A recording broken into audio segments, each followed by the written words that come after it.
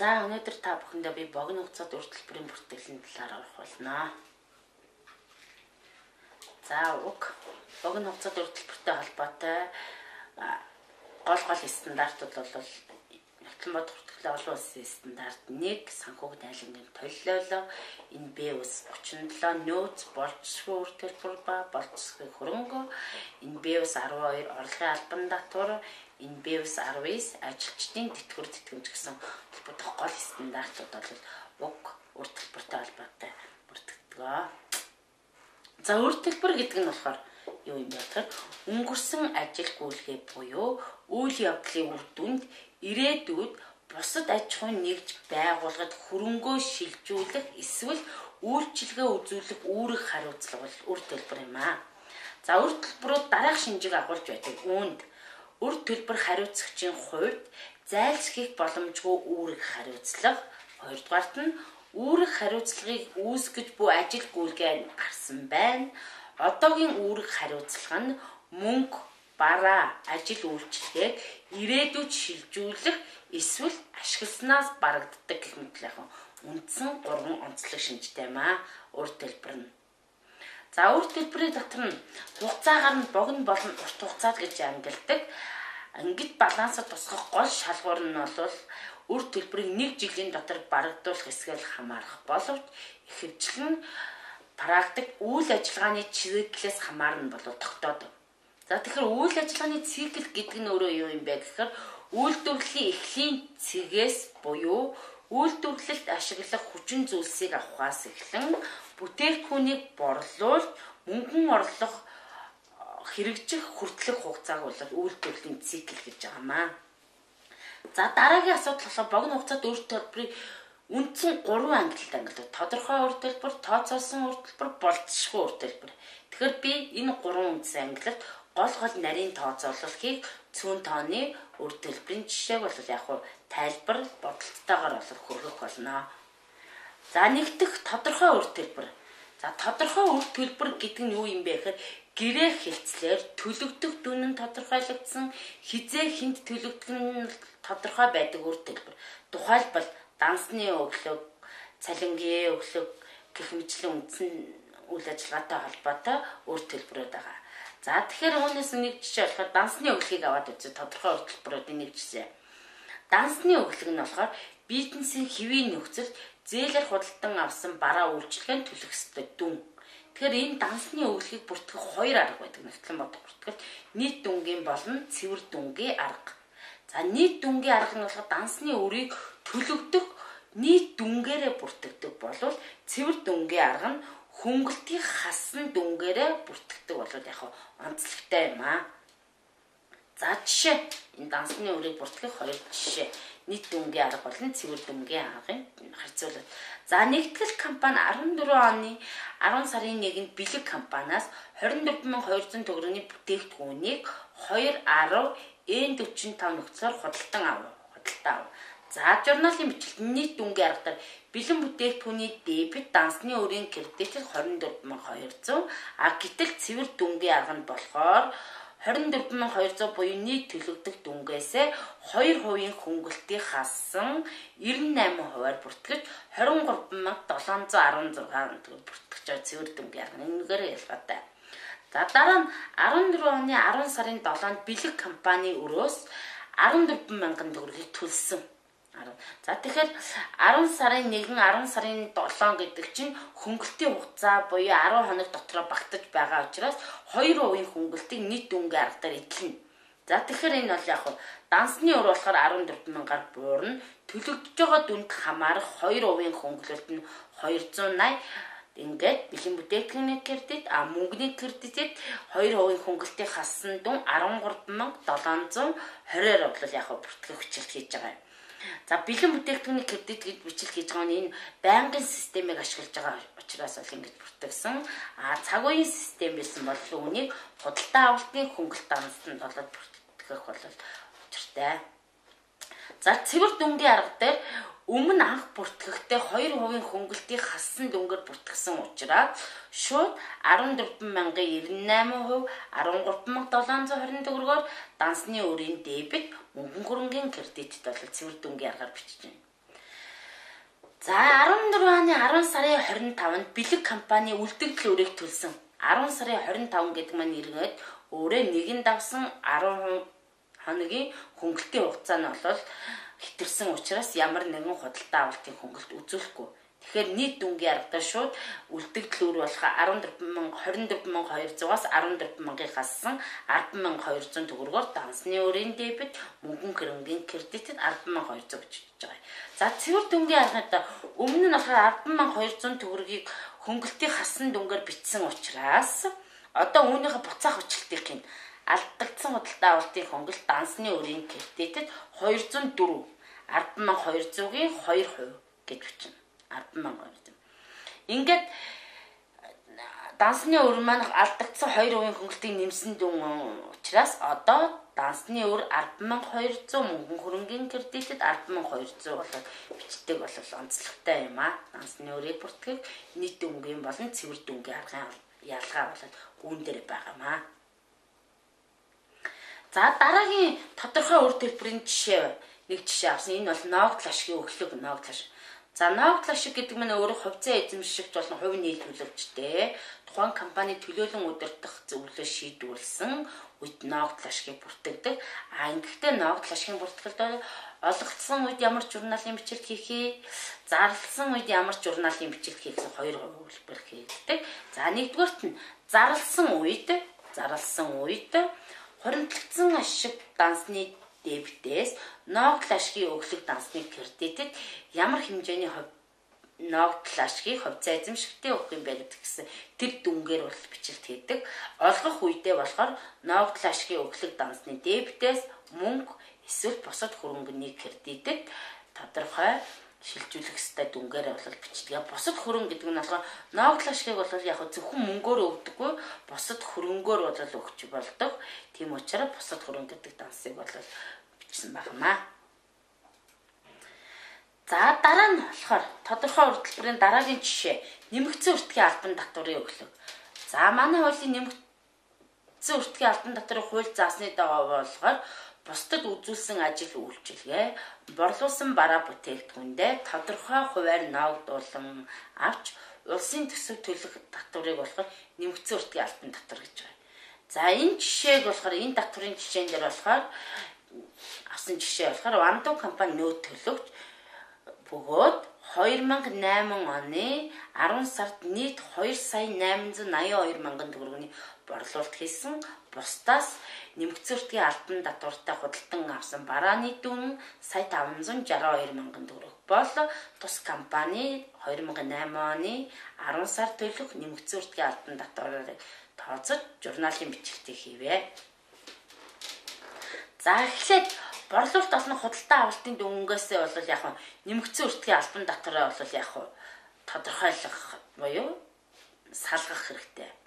Нэгдүгээр борлуулалтын дүнд орсон нөөц болохоор 2,882 мянган нөөц багтсан дүн үүнийгээ 1.1 хуваагаад 10% авахаар 262 мянган төгрөг. Борлуулалтанд тооцсон нөөц. За дараа нь нөөцтэй худалдаа авалтын дүн буюу худалдаа авалтын дүнд орсон нөөцийг ялгахдаа нийт дүн сая 562 мянгаыг 1.1 хуваагаад энэ дүнгээс 10% авахад худалдаа авалтанд төлсөн нөөц буюу 142 мянган төгрөг гарч ирж байгаа юм. Ингээд журналын бичлэлт параметралыг худалдан авах үеийн журналын бичлэлт нь болохоор салгасан 142 мянга, нэмэгдсэн өртгийн албан татвар дансны дебитэд 142 мянга, параметрал дансны дебитэд сая 420 мянга, мөнгөний кредитэд сая 562 мянга худалдаа авах. За дараа нь параметралаа борлуулах үеийн журналын бичлэлт. Борлуулсан бүтээгдэхүүний өртөг дансны дебет, параметрал дансны кредитээс сая 420 мянган өртгөх бичлэлт. Орлогын бичлэлт буюу мөнгө нийтдээ 2,882 мянгаар нэмэгдэнэ. Борлуулалтын орлого цэвэр борлуулалт олох 2,620 мянгаар, үүнд ногдох 10% нөөц 262 мянган төгрөгөөр нэмэгдсэн өртгийн албан татварын кредит дансанд бол бичилдэг. Ингээд тус компани 10 сар төлөвлөлт цохих нөөцийг гаргахдаа борлуулалтанд ногдох 262 мянган төгрөгийн нөөцөөс худалдаа авалтанд төлсөн 142 мянган төгрөгийн нөөцийг хасаад ингээд цэврээр уг компани төлөх нөөт нь 120 мянган төгрөгийн нөөт. Ингээд энэ татвараа дараа сарын 10-ны дотор яг төсөлтэй болоод төлөх явдал байгаамаа. За тодорхой ур төлбөрийн жишээнүүд дараагийн болохоор 2 дахь үндэнд нь тооцоолсон ур төлбөр. Тэгэхээр энэ ур төлбөр нь бизнесийн үйл ажиллагааны эцсийн үр дүнгээс хамаарч төлөгдөх дүн нь тодорхой болдог ур төлбөр. За тухайлбал хамгийн том жишээ болохоор орлогын албан татварын өр, дараа нь ажилчид олгох шагналын өр, хөрөнгийн татвар гэх мэт эцсийн үр дүнгээс хамаарат ямар дүн төлөгдөх нь тодорхой болдог ур төлбөрийг тооцоолсон ур төлбөр гэж байгаа. За дараа нь энэ тооцоолсон ур төлбөр дээр 2 жишээ авч үзсэн орлогын албан татварын өр, ажилчид олгох шагналын өр. За ажилчид олгох шагналын өглөг. За практикт бол яг компаниуд ажилтнаа үндсэн цалин хөлсдөр шагнал нэмж олгох замаар урамшуулдаг. За ажилчид олгох шагналын хэмжээ нь болохоор компани тайлант хугацааны борлуулалтын орлого, үйлдвэрсэн бүтээгдэхүүн эсвэл үйл ажиллагааны эцсийн үр дүн болох ашиг гэх мэт зүйлүүдээс хамаарч байдаг. Тэгэхээр эдгээрээс хамгийн тооцоолол ихтэй цэвэр ашигаас шагналыг тооцож олох нь бол нарийн тооцоолтой байдаг. Ингээд цэвэр ашигаас шагналыг тооцоолох 4 үндсэн хувилбар байдаг. 4 үндсэн хувилбар байдаг. За үүнд шагнал болох нэгний хувилбар шагналын зардал болон татварын өмнөх цэвэр ашигаас олгох.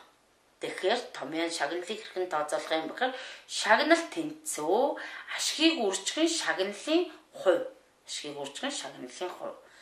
Шууд ашгаасаа л ямар хувийн татварын өмнөх болон шагналын өмнөх ашгаасаа тодорхой хувийг шагналд олгоно гэсэн бол энэ дүнгээр болно гэсэн.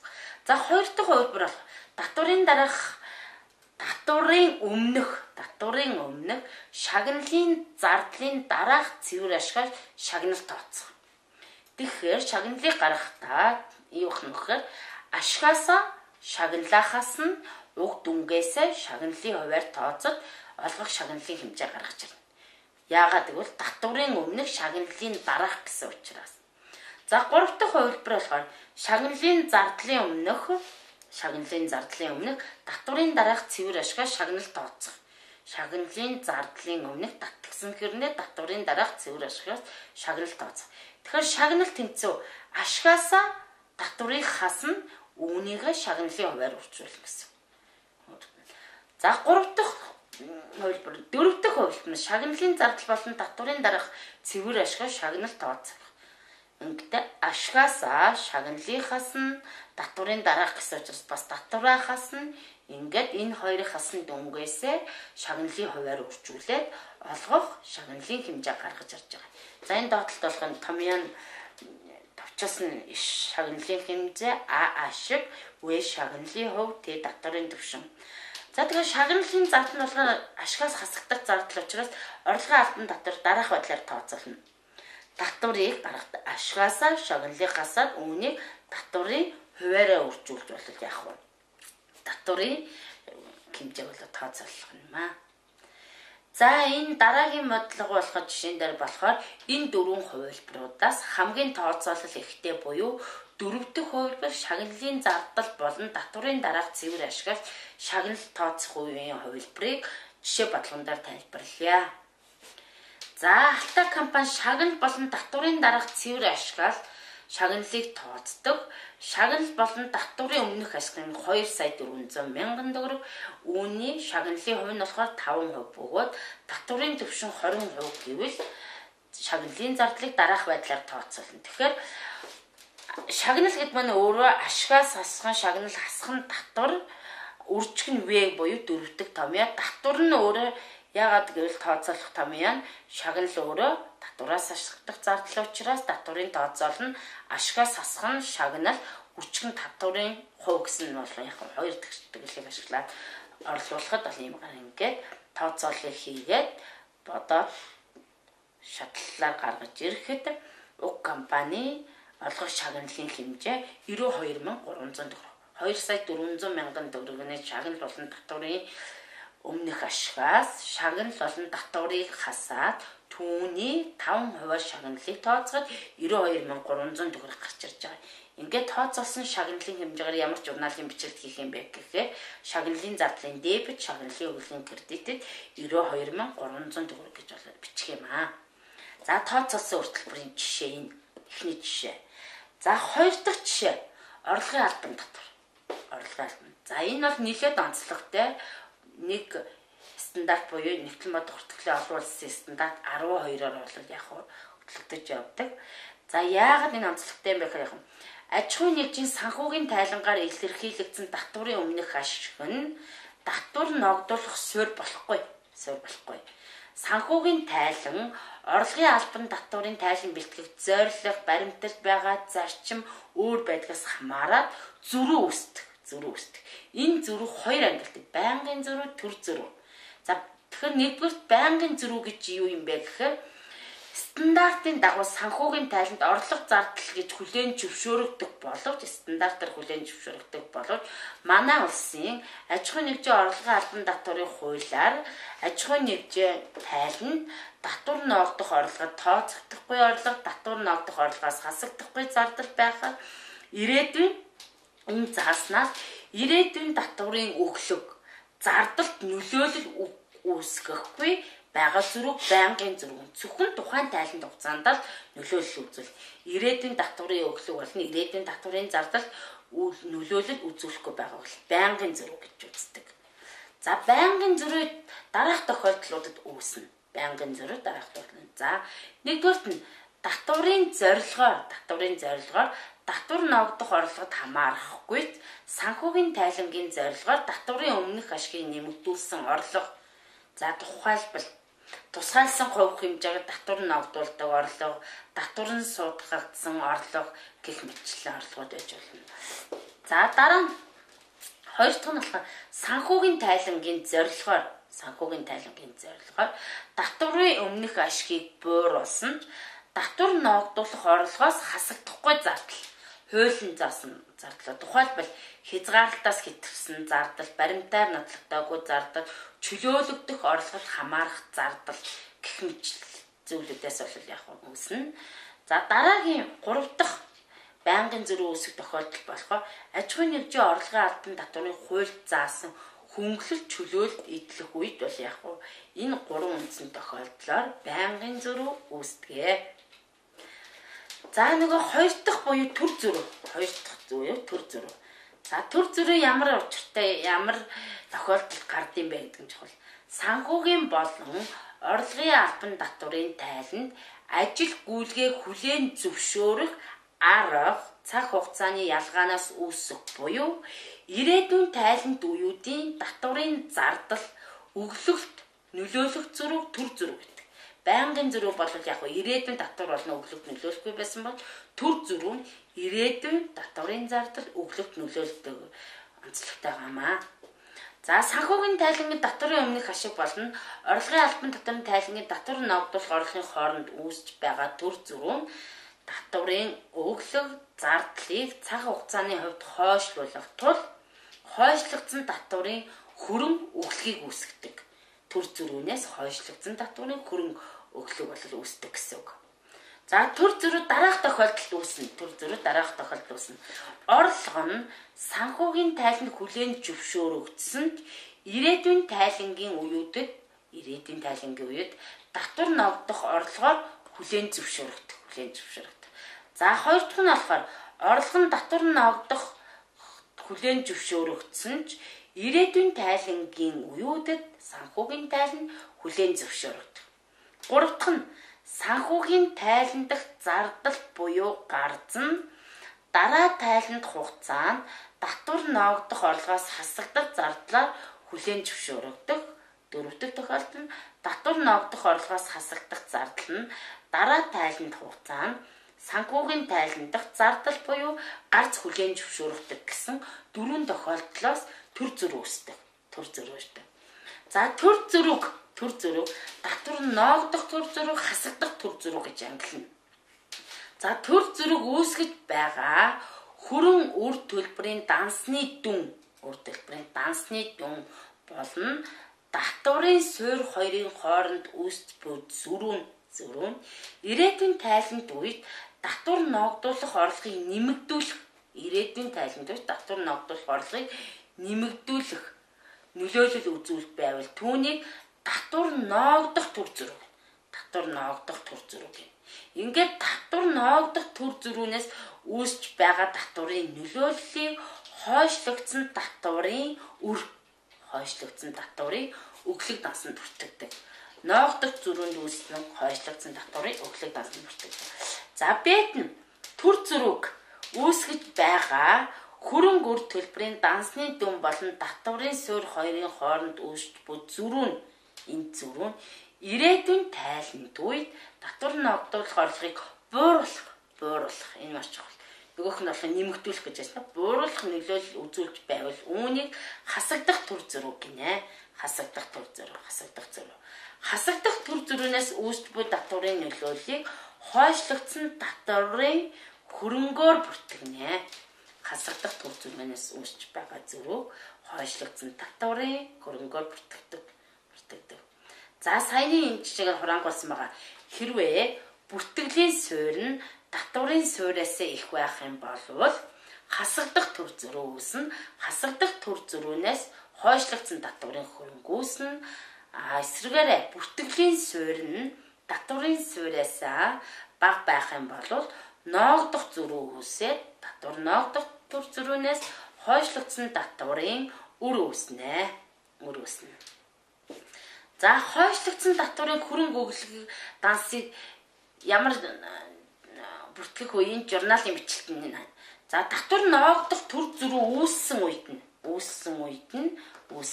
нь татварын зардлын дебет хойшлогдсон татварын өглөг дансны кредит орлогын албан татварын кредит бол бичлэгтийн хойшлогдсон татварын өглөгөө буцаах үед хойшлогдсон татварын өглөг дансны дебитээс орлогын албан татварын өглөг дансны кредит гэж бичиж байгаа юм.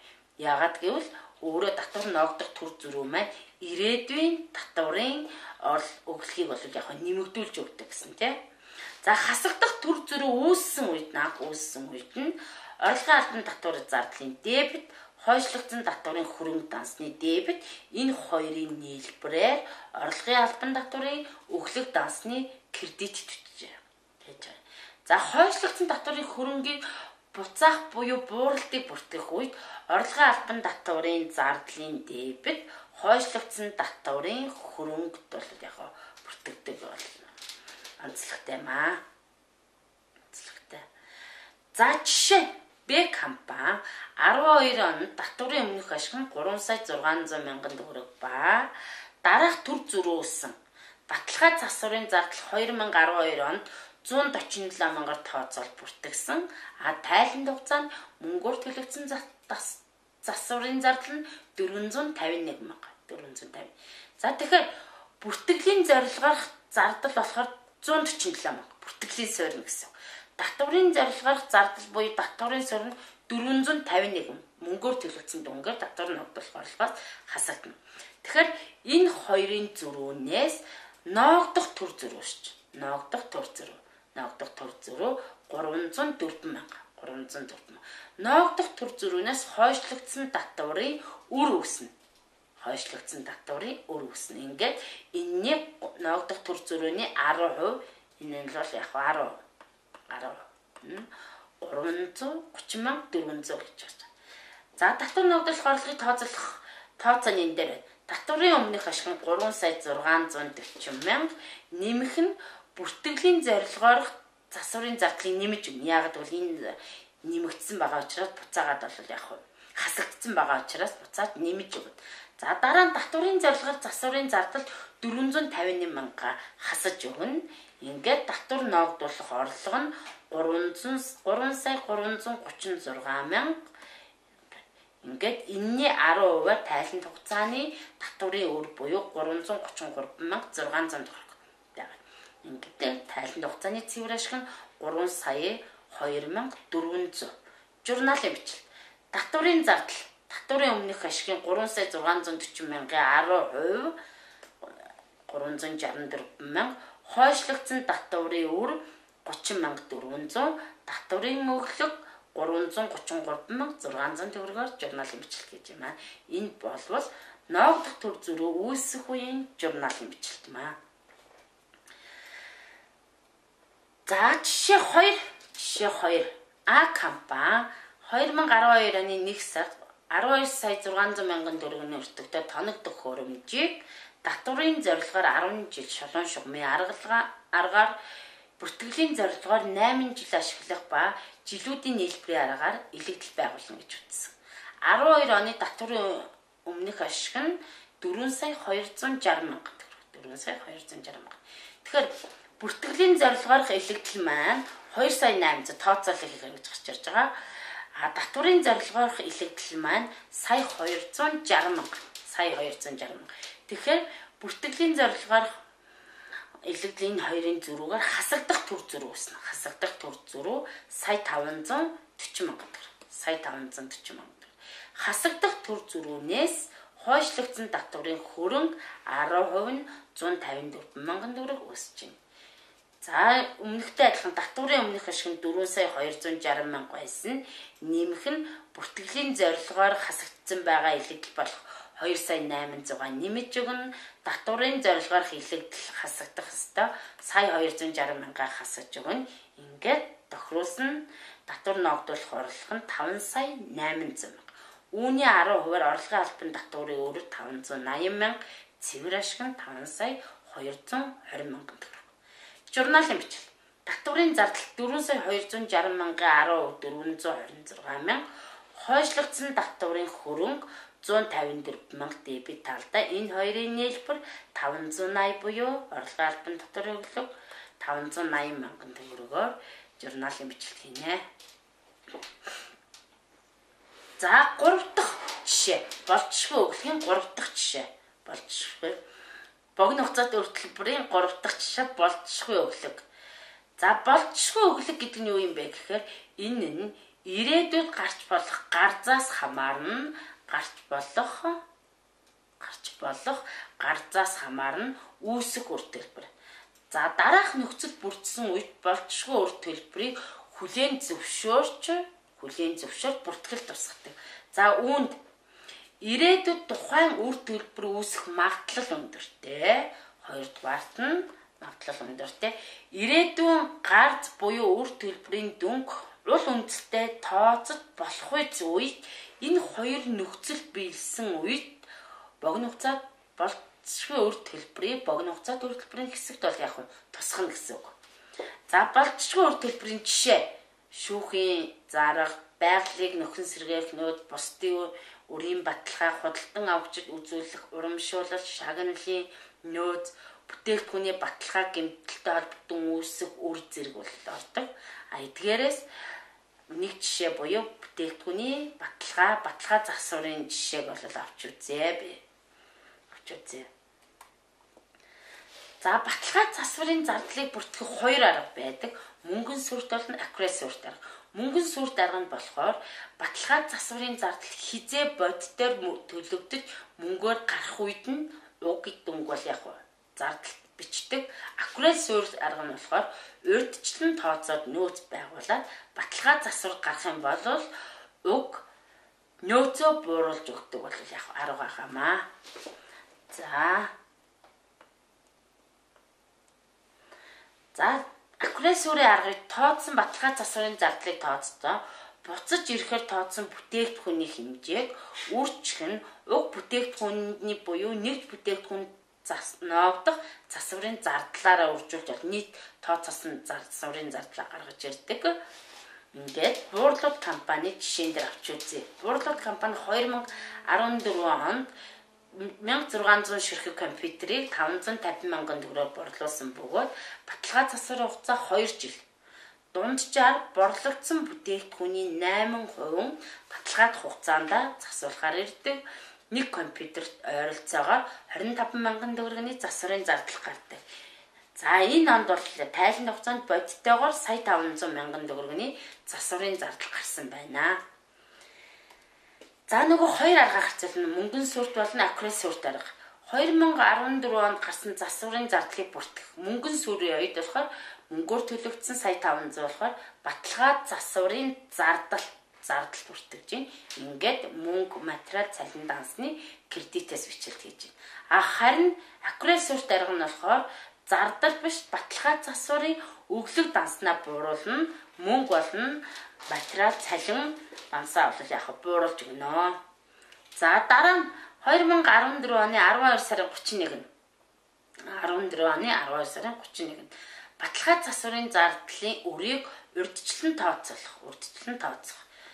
Мөнгөн сүрт арга дээр болохоор урьдчилан тооцоолох журналын бичлэлт хийхгүй. Аккурат сүрт арга дээр 3 сая 200 мянган төгрөгөөр баталгаа засварын зардлын дебет, баталгаа засварын өглөг дансны кредитэд 3 сая 200 мянгаар бичлэгдэнэ.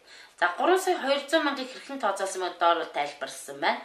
Буурлууд компани болохоор аккурат сүрт арга дээр болохоор баталгаа засварын зардлыг орлогын тал нь 3 сая 200 мянган төгрөгөөр тусгана. За богино хугацаанд үйлдвэрийн хэсэгт болохоор 3 сая 200 мянган төгрөгийн нөөц гаргаснаас сая 500 нь болохоор тайланд хугацаанд гарсан, сая 700 мянга үлдсэн, үүний 2% агаад 850-ыг нь богино хугацаанд үйлдвэрт, үлдсэнийг нь бол яг урт хугацаанд үйлдвэрт тусгана. Учир нь баталгаа засварын зардал маань өөрөө 2 жилийн хугацаатай. За 3 сая 200 мянгаыг хэрхэн тооцоолсон юм бэхээр ирээд буцаж ирэх тооцсон борлуулсан 1600 ширхэгээ засуулахаар ирэх 8%-аараа үржүүлээд нэгд бүтээгдэхүүнд ноогдох 25 мянган төгрөгийн засварын зардлаараа үржүүлж 3 сая 200 мянган төгрөгийн засварын зардлыг урьдчилан тооцоолж байгаа юм аа.